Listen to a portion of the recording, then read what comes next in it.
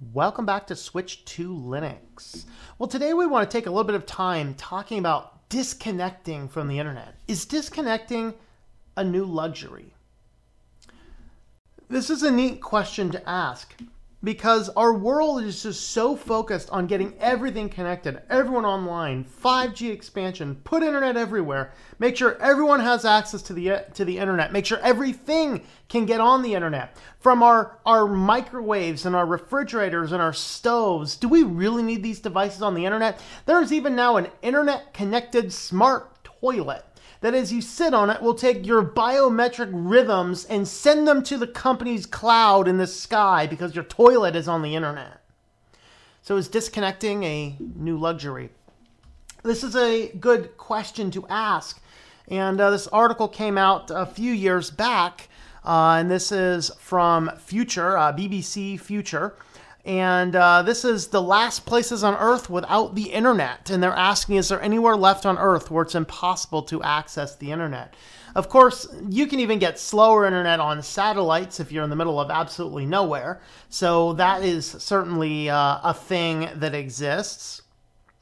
And this article just kind of looks at the number of people on the internet. 31%. Now, this is, of course, 4-year-old numbers. These are probably radically changed by this point in time. But with 31% of the people in developing worlds using the internet, 77% in developing, not using the internet. So it raises this question. And in 2019, we're just pushing so much harder.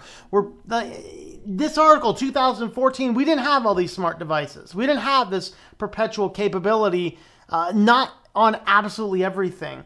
I have a hard time now going into the local store and finding an MP3 player that does not want to connect to the internet. That's a weird thing. Okay, it raises these fun questions, and then as all of these Silicon Valley companies are pushing us to get online, it's curious that the guys behind this don't want their kids online. Ours are fair game, but not theirs. So Mark Zuckerberg wrote an open letter to his daughter basically saying, no, I don't want you on Facebook. You won't be getting on Facebook, and you won't be spending a lot of time on Facebook. Now, they want us on Facebook. I mean, this is the company that brought us Messenger app for kids for like 5 and 6-year-olds to get started on Facebook early with a select number of people that their parents have the ability to select who the contacts are. The person behind that company does not want their children on their services. It's like going, hey, is this a good restaurant? I don't know. I never eat here, says the owner. Should raise some red flags. Bill Gates and Steve Jobs were not any different. Both Bill Gates and Steve Jobs raised their kids tech-free. All of these guys, a lot of these guys behind these companies pushing the internet expansion of everything, they send their children to special schools that have no technology in the classroom at all. Which, speaking as a former educator, I'll tell you that technology in the classroom, it doesn't help. It actually hurts the education. But these guys, Steve Jobs comes out with a new iPad. He wanted everybody to have the iPad, except his kids weren't allowed to have them. Bill Gates did the same thing. His kids weren't allowed to have computers in their house. Very minimal technology in their homes. Not completely devoid thereof, but extraordinarily minimal amounts. And this is a trend that we find. So there's some documentaries done by, is it VPRO, I believe? VPRO does, they've done a few of these. This was actually a revamped one. This one was just released I think yesterday as I'm recording this video. And there was an older version of this that I commented on before. That one I think was called Offline is the New Luxury. This is Being Offline is the New Luxury. And this documentary here is a great little 45-minute documentary exploring some of these topics about constant connectivity. And I think they updated this because there's this push to get weather balloons that are passing the internet all over everything. There was a plan from Facebook to get people on the internet over there. Of course, it's Facebook's internet, and that's a scary thing. We're trying to get satellites and internet connected everything that I've been talking about. But this is a fascinating documentary to watch as they're looking at the internet black zones. So let's see if I can find this map here. This is one of the maps where they're looking at, and the black zones are the areas. The black zones are the areas where you can get internet connection. Even over many of the Great Lakes, you can still get some, not 100%, but you can see those are a little bit shrunken there. But this is kind of some of these factors that they're looking into. Of course, one of the coolest factors is they interviewed an Amish minister here, and the Amish ministers actually.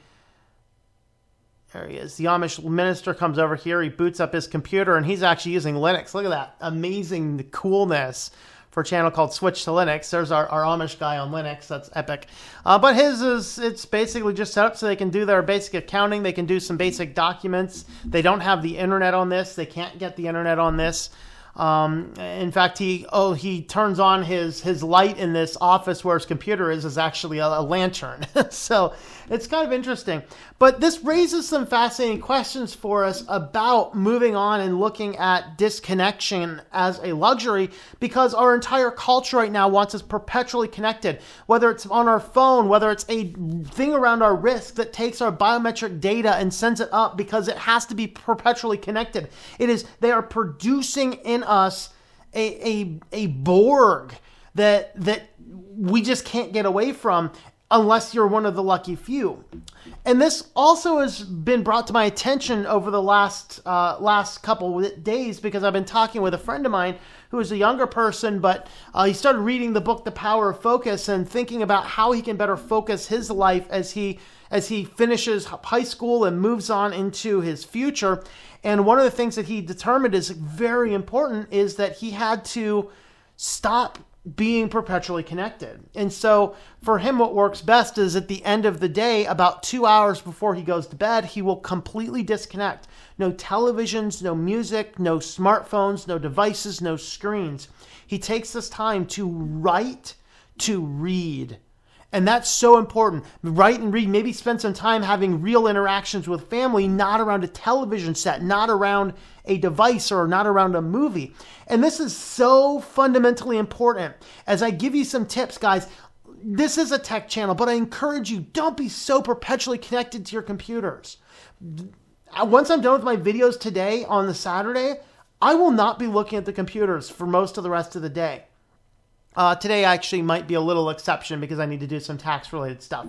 But Sundays, I don't spend any time looking at computers. They won't be turned on. You got to take some time and disconnect. Learn how to read a little bit. Learn how to go without screens. Learn how to go without all this kind of stuff. Learn what it takes to succeed without having to be perpetually connected to everything. Take some time and unplug. Take a walk and leave the phone at home.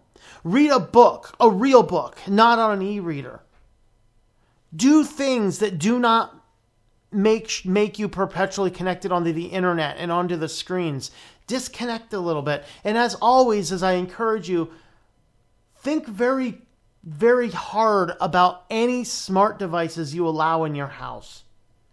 For the most part, we don't need these devices. Do you need a microwave that connects to an Alexa device and can record whatever you're doing and send it to Amazon?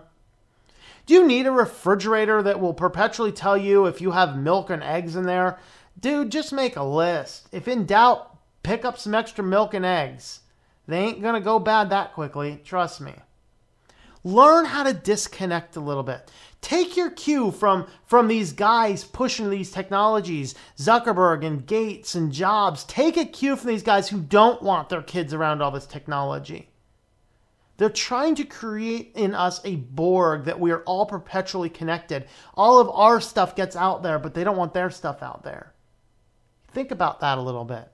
Learn to disconnect a little bit. This is why I use the Linux operating system, because it's not perpetually connecting to someone else's servers, sending a bunch of data that I have no say or no control over. That's the important part. So this is kind of my thoughts on on these topics that are going on all of these things. So let me know what you think about this. How do you disconnect from the internet? What do you do? What's so important to you about learning to have some online time and some offline time and better your relationships in that offline time? Let me know your thoughts in the comments down below. Thank you for making it to the end of this Switch to Linux video. You can have a look at another video right on over here. Don't forget to subscribe to the channel or to Think Life Media, which is my own personal support page. Thank you for watching, and I hope that you enjoy switching to Linux.